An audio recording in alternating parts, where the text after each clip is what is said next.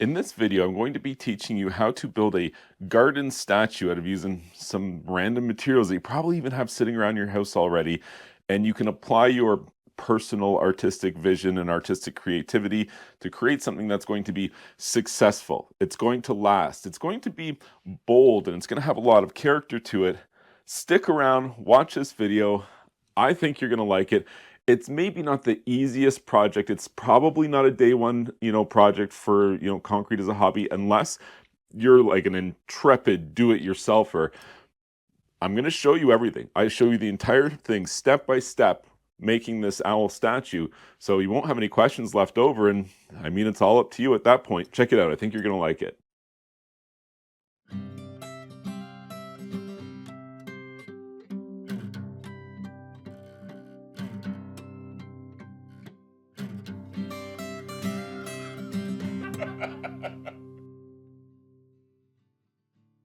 I have an idea for something that I want to make. It's going to be a log, but it's going to be made out of concrete or mortar more specifically.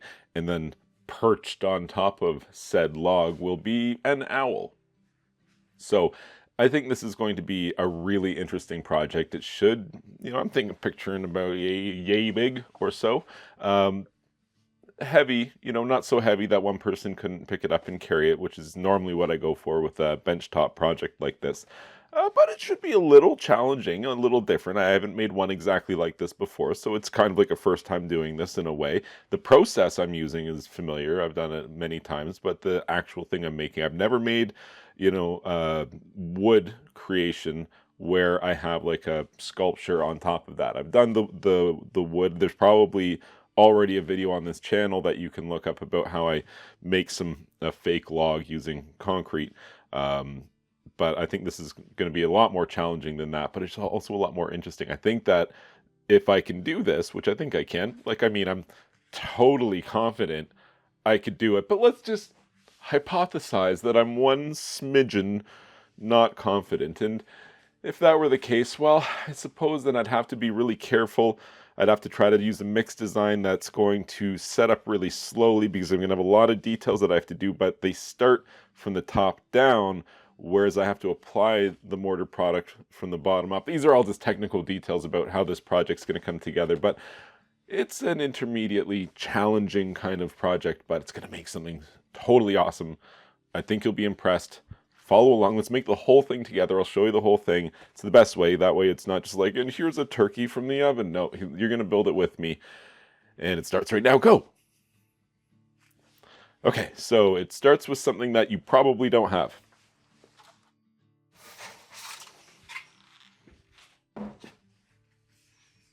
Do you have one of these? I think not. So, I approximately 11 years ago needed a can of expandable foam.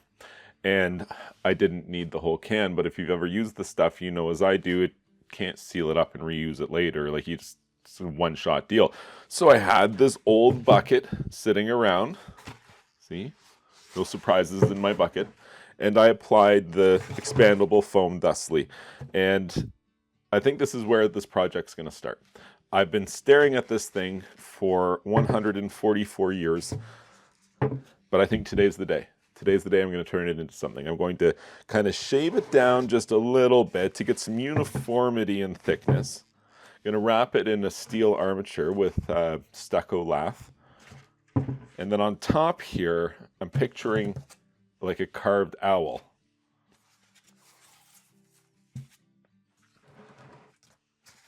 I mean, it's not exactly what it's going to look like. Obviously, I'm going to do work here to make it look better. But I think you get the idea of what I'm going to go for. It's shape it in here, little furrowed brow on the owl, because sometimes they do that. Couple of feet tall, maybe just a little bit over 2 feet tall. I think this will be a great project. So it's not going to make itself. Let's get started. A couple different ways that I can approach shaving this bucket down.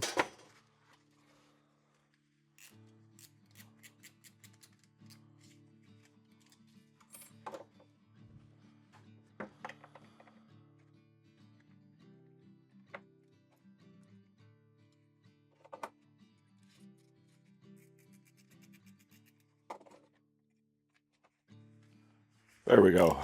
Nice fresh blade to get things started. And all I'm going for here is just, it didn't expand evenly, so I'm just taking down the really aggressively high spots. Just by eye, not too scientific.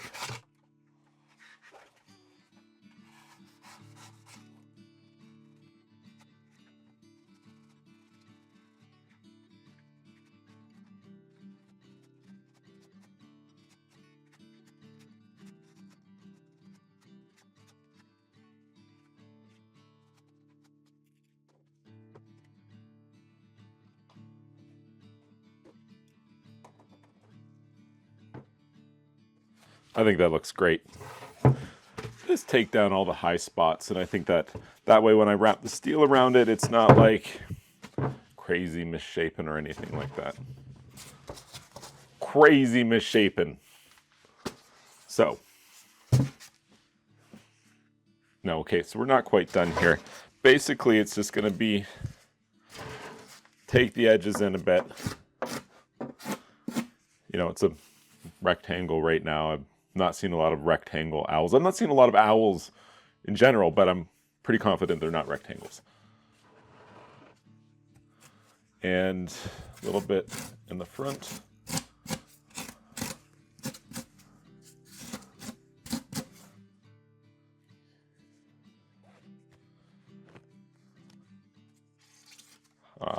Much better.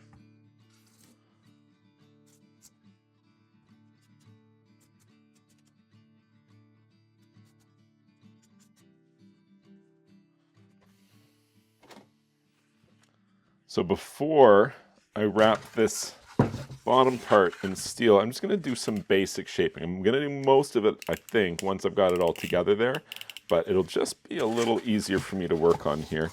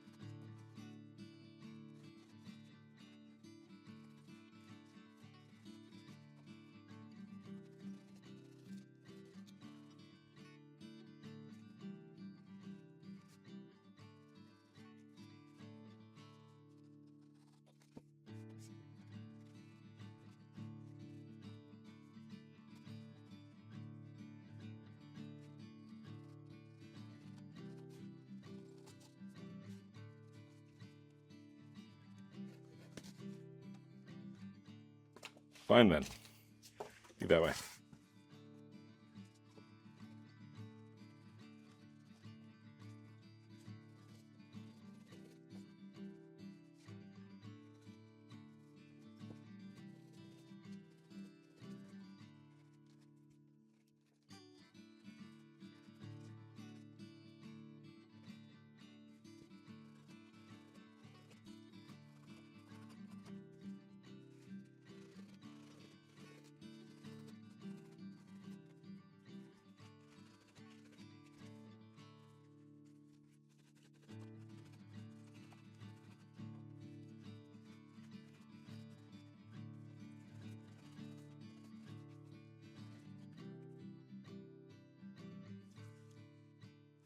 I mean, like, it's just supposed to be like the silhouette of an owl. With any major things that I'm going to want to incorporate, I have to allow for that now, or I'm going to have to make the mortar really thick, which is not ideal. And there's, you know, a finite amount of thickness you can add before you start to get sag and things like that. So I think that'll be all right.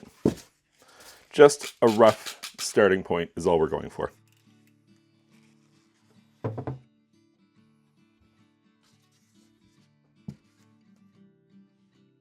It's really starting to come together now. Okay, it's not really, we're barely getting started here, but let's take a big step.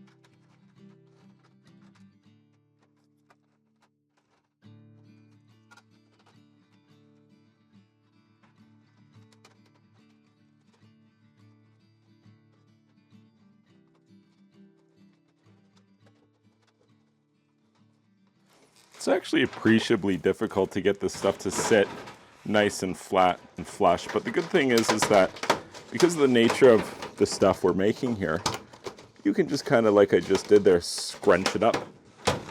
And really, it's no problem at all.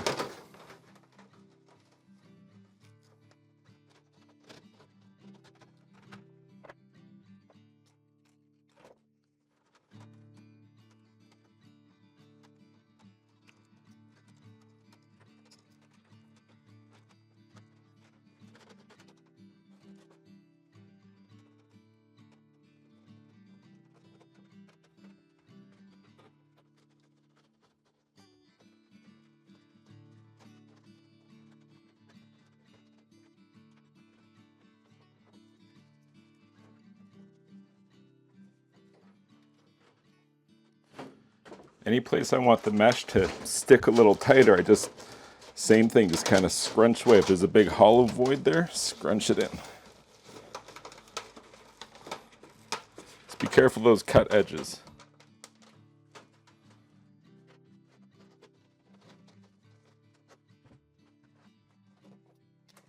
Sometimes I take a piece of rebar tie wire, bend a little hook on it, and just kind of sew the edges together a little bit.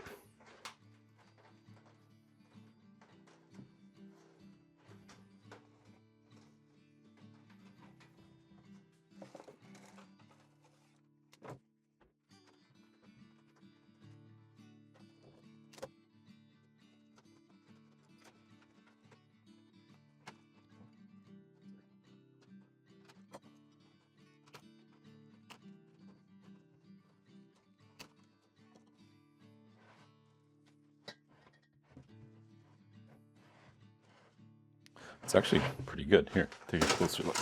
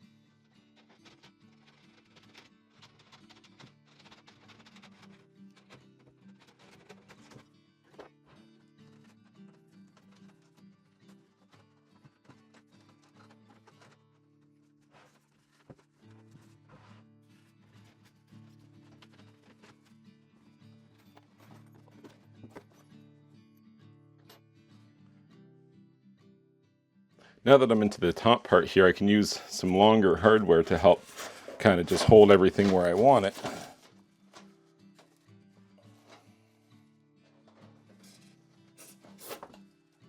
Like that.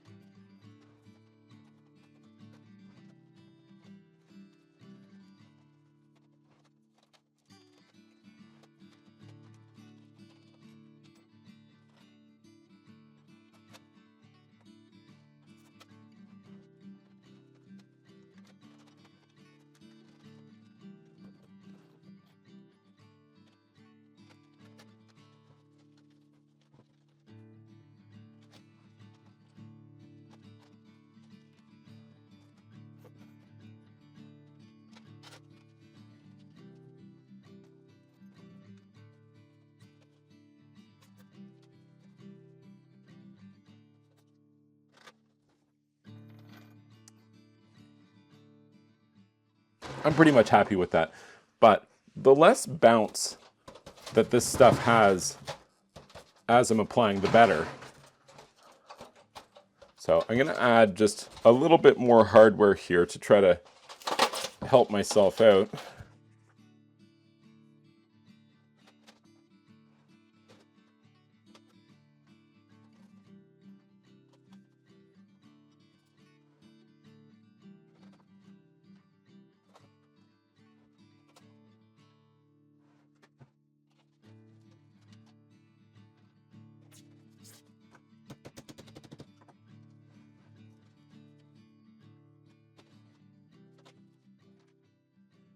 The next step is going to be mixing and applying a mortar over this armature that we've made.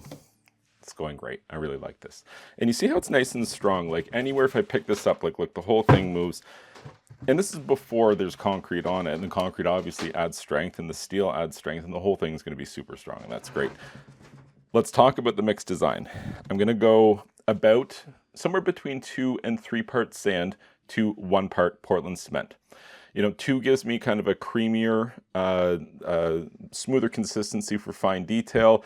The 3 to 1 gives me a little bit more economy, bulk of yield. So I kind of try to, you know, come in somewhere between those 2 numbers. But this is kind of bigger. I got like sculpted detail on top, and then I'm going to do a tree trunk on the bottom. I think I'm going to be working against time. It's pretty warm in here today, 77 degrees Fahrenheit. So I'm going to add some acrylic fortifier, and there's a couple of reasons why. So we're going to do, you know, that we'll call it 2.5 parts sand, 1 part type general use, type normal Portland cement. I'm going to replace about 10% of the water that I'm going to use to mix this with an acrylic latex fortifier. This could be paint, latex or acrylic paint. If you have that, that's basically the same thing. Obviously, you're going to get some coloration of that, but I bet you're thinking that's a cool thing, and I totally agree with you. But in my case, I don't need to, because I'm going to be using white Portland cement instead of gray, because I have some white Portland cement that is super old and it totally needs to be used up. But I wouldn't even be shocked if it didn't actuate properly, but it looks pretty good, and it's, you know, half bag, and that stuff's expensive. So I want to use that, especially because I'm going to be mixing it with sand, regular brown sand, and it gives me this lighter tan color in terms of the base color versus gray when you use gray Portland cement.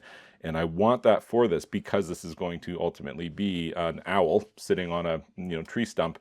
Having it be like a brown undertone would be preferable to me to a gray undertone. So I have to use it up.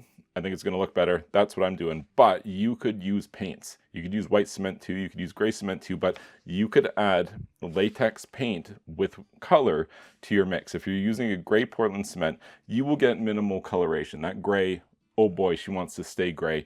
If it's white, then you can get some more extreme, drastic reactions with adding color to your mix. But for me, I'm just going to do white Portland cement, regular brown masonry sand, about 10% acrylic latex, and yeah, this is going to be a bigger one. So I'm going to take a little bit of break, change out all the batteries, do all that before we get ready to rock and roll here. But now you know what's in the mix that I'm going to be making back there, so I can just go ahead and make that, and then we can get started with the sculpting.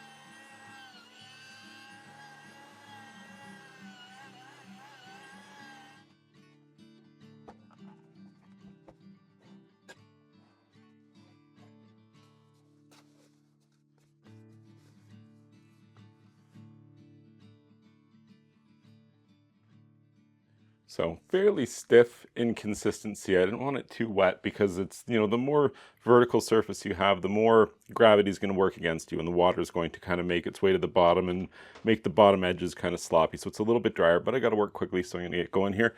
Just wanted to show you what we're working with. Okay.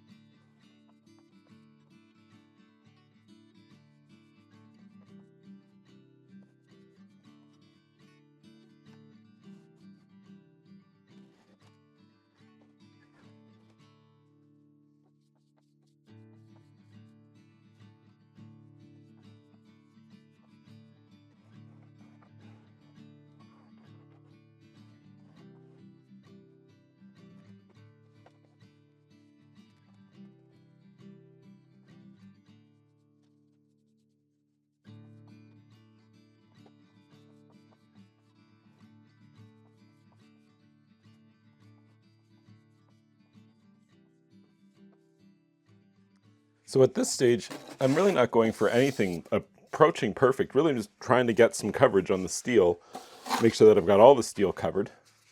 People always say use your hands to put the this mortar on, it'd be faster, but I like using the steel of the trowel because it tells me where I'm too thin. As soon as you roll over a spot where the steel is exposed, you can't miss it. It sings. You know, you can hear the steel on steel, so it's actually really effective. You just got to work a little quickly. It's a little labor intensive.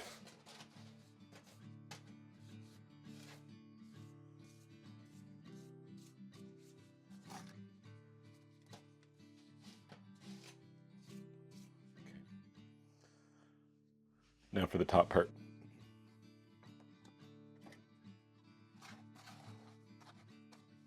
Just gonna spin that up a little bit.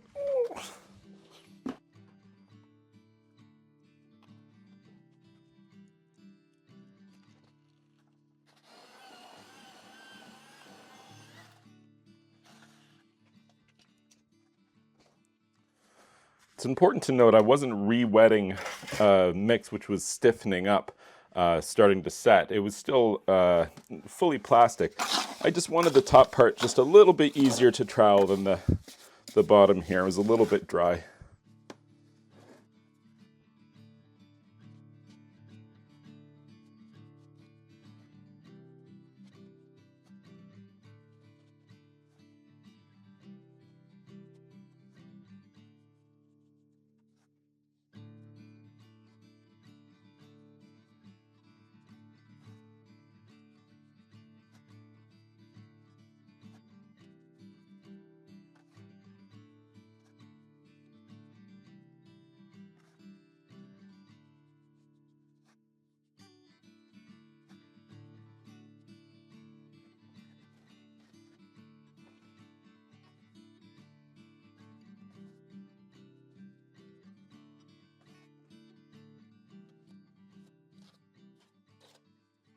The connection point where I change, planes, I always like to give a little bit extra material there because I feel like that's a hinge joint. If you were to have a break or a crack, I feel like this is the spot where you'd have it. You go to lean it this way or that. So I always just give it a little extra material there to account for that additional stress.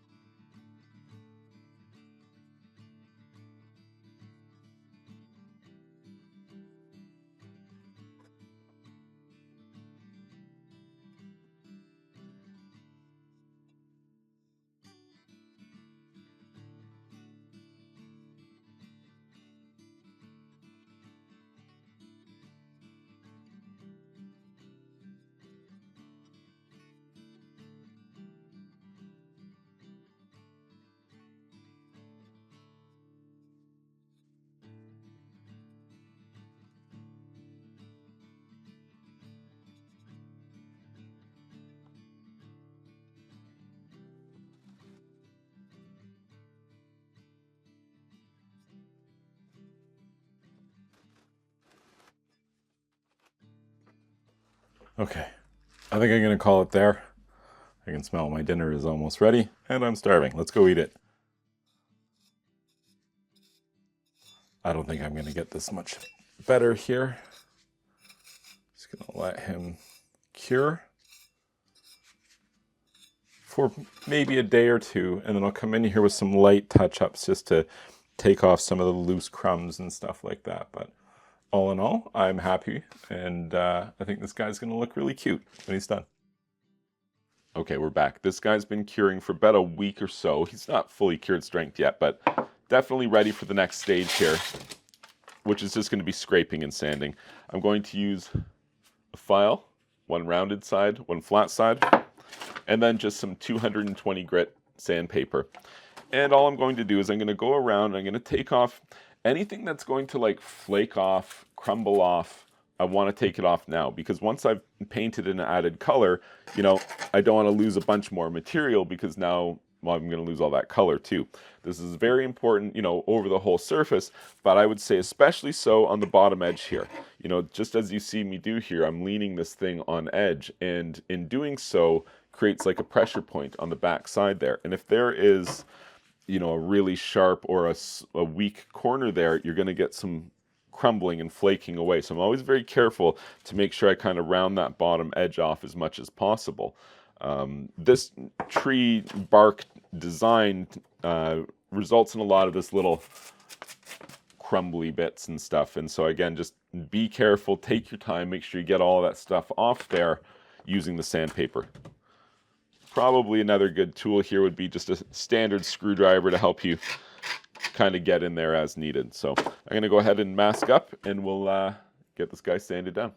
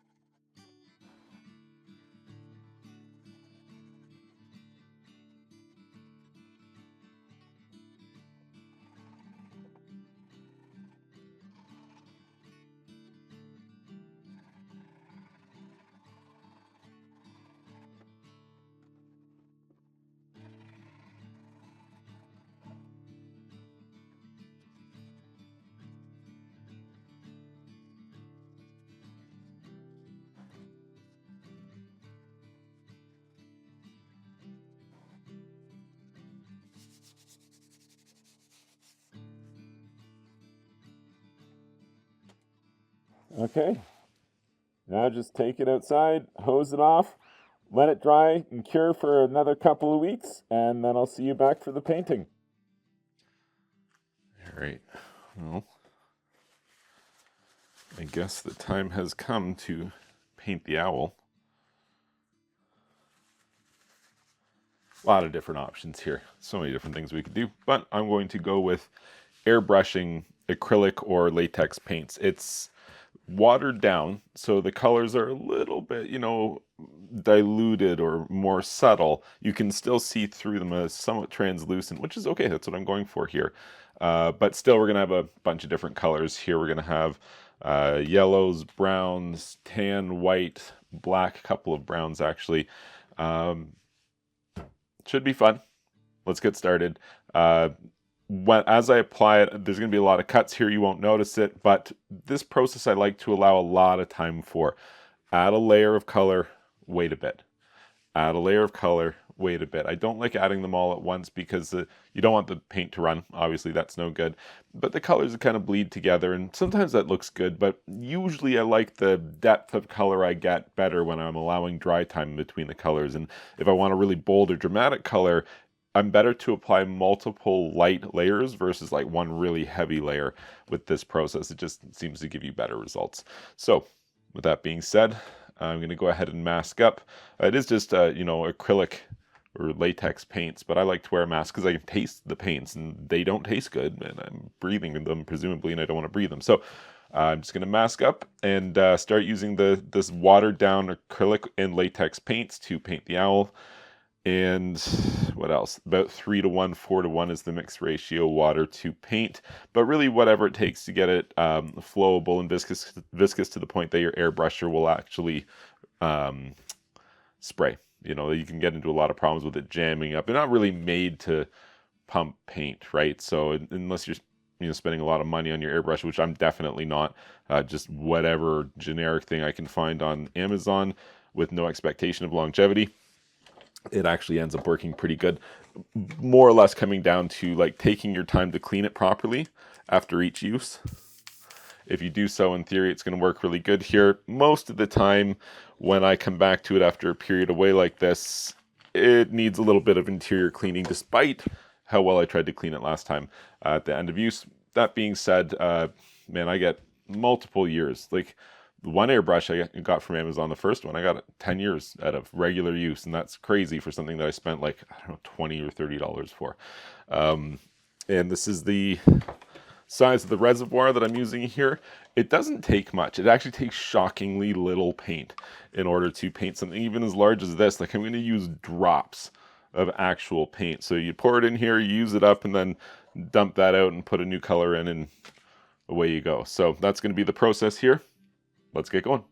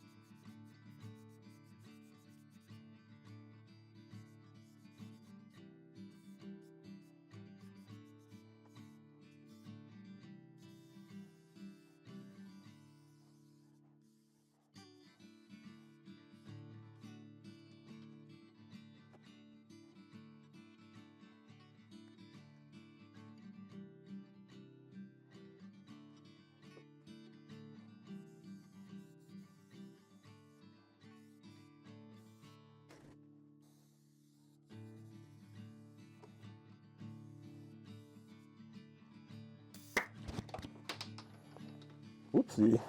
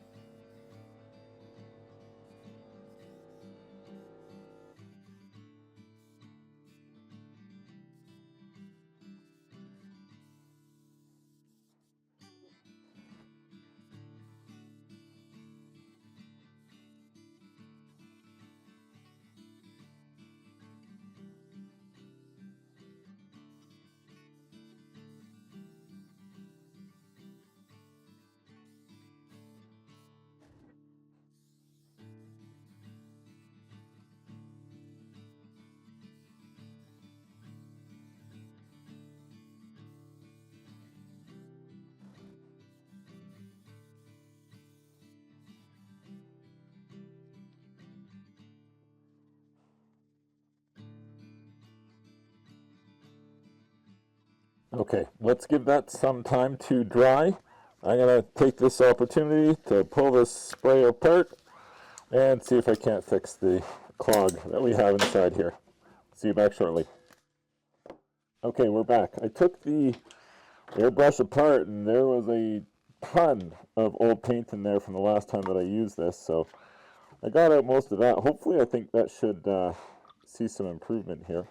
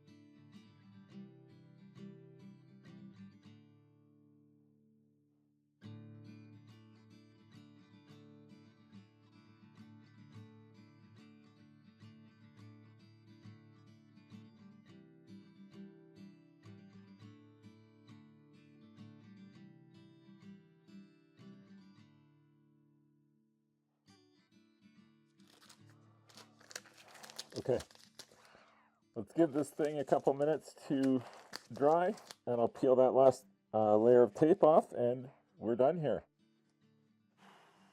Okay, I think we are just about done here because my back says that we are done here.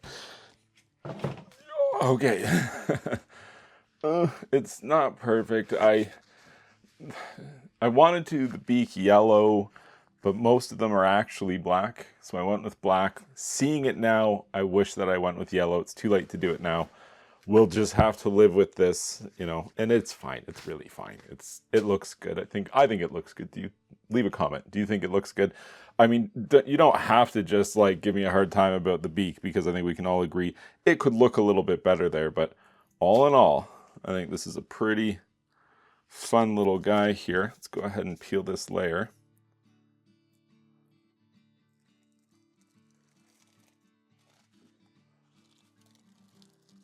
There we go. Owl on a stump. If you're going to seal it for maximum color retention, you would want to use an acrylic water-based concrete sealer. It'll say that right on it, acrylic water-based. And you would want this to dry fully. You don't want to put it on yet. You want to wait for this to be 100% dry, so like overnight minimum. And then you apply your concrete sealer, and then repeat that process every 2 to 3 years, depending on, you know, how important it is that you retain this color fastness. I actually don't mind just putting them outside unsealed sometime and just let them weather naturally, because they kind of fade in the sunlight, but they also start to do things like grow moss, and they'll just do that inherently sometimes. If you actually try the process of growing moss on it, then you will definitely have success doing that. Like and subscribe, and you'll see a video on that process later. But for now, just know that if you're going to do that, probably don't seal it. The moss will work better if the concrete is left porous like this and unsealed. So for now, I think we'll just let this guy dry. I'm really happy with how that turned out. And I might come back later and do a sealer video, or I might just leave it. I don't love that spot. Am I being too picky? Can you really see it? Let me step back and take a look. I mean, you can see it a little bit, but whatever. I'm happy with it. For all the trouble that airbrush gave me, boy, did I ever call out the airbrush gods there by saying how long my airbrushes worked for, and they never fail, and holy crap, that was a pain. Like right now, for example, it's been rinsed out a couple of times, but if I just leave it like that, this is 100% gummed up. You got to strip it down to its nuts and bolts. You got to wash it out 10 times over and get all of that residual paint out of there, because once it dries, it's going to create a little layer in there and gum up the works, like you saw what I was dealing with there. Anyway, I really liked this video. I'm happy with the guy that we've made here. I think this is a fun little project.